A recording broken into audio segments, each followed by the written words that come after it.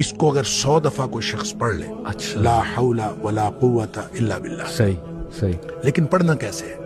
पढ़ना इस तरह नहीं है कि आप बस पढ़ते जाएं। हाँ। ये है क्या? हाँ। ला हौला वला कुव्वता इल्ला सही। बिल्लाह असल में क्या है? सही। हौल का माना भी कुव्वत है और कुव्वत का माना भी कुव्वत है। ला हौला वला कुव्वत, यूं कह लीजिए ना कोई इज्तिमाई ताकत ना कोई इनफिरादी ताकत, इल्ला बिल्लाह, सिवाय अल्लाह के। अल्लाह अकबर। या ना गुनाह छोड़ने की ताकत ना नेकी करने की ताकत, सही। इल्ला बिल्लाह। यानी या तो एक को पॉजिटिव बना ले, एक को नेगेटिव बना ले, या एक को इज्तिमाई या एक को इनफिरादी। सही।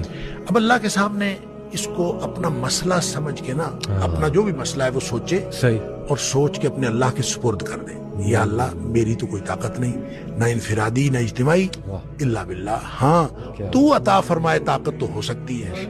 यूं मैं इसको कहता हूं, ये बेबसी का कलमा है। बेबस आदमी अपने अल्लाह के सामने बेबसी का इजहार करे इस कलमे के जरिए। सही सही।